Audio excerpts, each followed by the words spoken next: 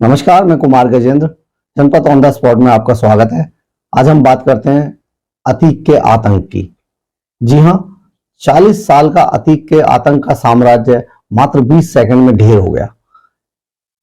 शनिवार का दिन था। अतीक और उसके भाई अशरफ को पुलिस अस्पताल में मेडिकल के लिए लाई थी, जहां पर 3 अज्ञात लड़कों ने, या यूं कहें कि शार्प शूटरों ने, मात्र 20 सेकंड में 22 राउंड फायर करके अतीक और उसके भाई अशरफ को सरेआम मौत के घाट उतार दिया। पोस्टमार्टम रिपोर्ट के मुताबिक अतीक को 8 गोलियां लगी हैं और अशरफ को 5 गोली लगी हैं। दोनों की मौके पर ही मौत हो गई। अब हम आते हैं अतीक के 40 साल के सफर पर। 10 अगस्त 1962 को चकिया के अंदर, इलाहाबाद के चकिया के अंदर फिरोज तांगेवाले के घर पे अतीक का जन्म हुआ था। जन्म से ही अतीक बहुत अक्खड़ था। हाई स्कूल में फेल हुआ। फेल होने के बाद वो जराइम की दुनिया में कूद पड़ा। 17 साल की उम्र में, मात्र 17 साल की उम्र में उसने पहली हत्या की। इसके बाद उसने पीछे मुड़कर नहीं देखा। पूर्वांचल में उस वक्त बिहार तक ठेकों और खनन, पट्टे, लूट, रंगदारी, डकैती, अपहरण, कॉन्ट्रैक्ट किलिंग, इन सब में उसने जमकर हाथ आजमाया और 30 साल की उम्र तक आते आते 44 मुकदमे उस पर लग चुके थे। उसने, कहा यह जाता है कि आतंक का पर्याय यह था कि अकेले सिविल लाइंस में आधा सिविल लाइंस उसने अपने नाम लिखवा लिया है। अब इतनी अकूत संपत्ति जमा करने के बाद उसने उसके मन में काले से सफेद होने की जो इच्छा जागृत हुई, तो वो राजनीति की दुनिया में उतर गया, जिसमें मुलायम सिंह यादव जैसे लोगों ने एक समय पे, जो राजनीति के उत्तर प्रदेश में जिनकी राजनीति हुआ करती थी, उन्होंने उसको सपोर्ट किया, उनकी पार्टियों में वो रहे। और चांद बाबा जैसे कुख्यात आदमी को मौत के घाट उतारने के बाद सरेआम, विधायक जीतने के बाद वो मारा गया है। तो रिजल्ट बाद में आया। अतीक नंबर 1, पूर्वांचल का नंबर 1 डॉन बन चुका था। बात यहीं से शुरू नहीं होती है। उसके खौफ का आलम यह था कि 10 जजों ने, जी हां, ये रिकॉर्ड पर है, 10 जजों ने एक समय पर उसके मामलों की सुनवाई करने से ही इनकार कर दिया था। और जिस 11वें जज को लगाया गया उनकी सुनवाई पर, उसने बड़े आराम से अतीक अहमद को जमानत दे दी। यानी अतीक अहमद लगातार पूर्वांचल में अपना कद बढ़ाता गया।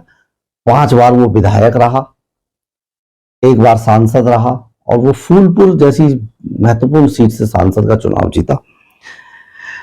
लेकिन आज जो देश के अंदर एक नई बहस जो छिड़ी हुई है, वो छिड़ी हुई है कि क्या अतीक के साथ सही हुआ।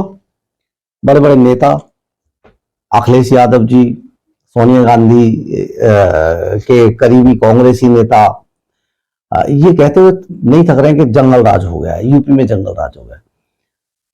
अरे जंगल राज कैसे हुआ? उमेश पाल हत्याकांड में जिन लोगों ने सरेआम उमेश पाल ही नहीं, उसके गनर जो सरकारी मुलाजिम थे, पुलिस के लोग थे, ये तो पुलिस पर हमला था, प्रशासन पर हमला था, योगी सरकार पे हमला था। क्या उस वक्त जंगल राज नहीं था? आप लोगों को तब नहीं समझ में आया कि जंगल राज है? अगर ऐसे दुर्दांत अपराधियों को मार दिया गया, या मरवा दिया गया, या यूं कहिए कि हादसे में मारा गया, एनकाउंटर है। 17 साल में अगर अतीक के दिमाग में आपराधिक दुनिया में कदम रखने की आसक्ति है, तो दूसरे भी तो लोग हैं जो अतीक को मार के आगे बढ़ सकते हैं। नियति का चक्र है। एक समय पे 17 साल में अतीक क्राइम की दुनिया में आया था, और उसने चांद बाबा जैसे बड़े कुख्यात बदमाश गैंगस्टर को, पॉलिटिशियन को मारा था। आज कुछ ऐसे ही लड़के हो सकते हैं, इस तरीके के बदमाश और भी हो सकते हैं, जो अतीक को मार के अपना नाम कमाना चाहते हैं, उन्होंने मारा हो सकता है। तो जंगल राज का नाम इसको नहीं दिया जाना चाहिए। मैं ये कहना चाहता हूं, जो लोग आज न्याय की और अदालतों की दुहाई दे रहे हैं, तो शायद वो ये बात जानते हैं या जानकर अनजान बनना चाहते हैं कि अदालतों में जो न्याय होता है ना, वो 2-3 तरीके से होता है। एक, जो पुलिस एफआईआर दर्ज करती है, तो पुलिस में सबसे ज्यादा आदमी उस टाइम पे अतीक के थे, जो अतीक के लिए पहनते खाकी थे लेकिन अतीक के लिए काम करते थे। तो एफआईआर में दर्ज होना और एफआईआर को कैसे घुमाना, ये उनके हाथ में था। दूसरा काम था पॉलिटिशियंस का, जो पॉलिटिशियंस की वजह से वो पुलिस पे प्रेशर बनाते थे। तीसरा होता है अदालतों में पक्ष रखना और गवाहों का पहुंचना, और जो विक्टिम होते हैं, जो पीड़ित परिवार होते हैं, वो वहां गवाही के लिए जाएं या अपनी सुनवाई के लिए जाएं, तभी तो न्याय होगा। लेकिन अतीक और उसके गैंग के लोग किसी को भी अदालतों तक नहीं पहुंचने देते थे। अब हम बात करते हैं कि अदालतों तक जाएंगे तभी गवाही देंगे, तभी तो किसी चीज का न्याय होगा। इस बात से पता नहीं चलता कि उसने 17 साल की उम्र में जो काम किया था, 40 साल पहले जो अपराध किए थे, उनमें भी उसको आज तक कहीं किसी केस में सजा नहीं हुई या किसी केस में सुनवाई नहीं हुई। ये राजूपाल हत्याकांड के बाद उमेश पाल, क्योंकि उसका गवाह था और लगातार चीजें बदल रही थी, इसलिए उमेश पाल भी गवाही देने जाने के लिए तैयार था। लेकिन पूरी दुनिया ने देखा कि किस तरीके से घर के बाहर उसको सरेआम गोली और बमों से मार दिया गया। अतीक के ही आदमी थे ना। अतीक ने पकड़े जाने के बाद कबूल किया है कि वो आईएसआई और लश्कर तैयबा के लिए काम करता था। लश्कर तैयबा के लिए काम करता था, इसमें इसका मतलब ये हुआ कि उसमें आतंकी एंगल भी आ गया।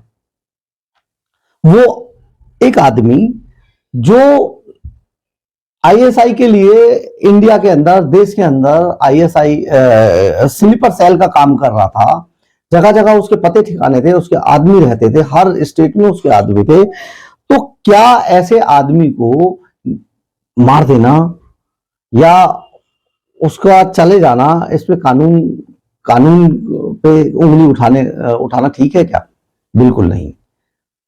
हम इस बात के बिल्कुल पक्षधर हैं कि न्याय अदालतों में ही होना चाहिए।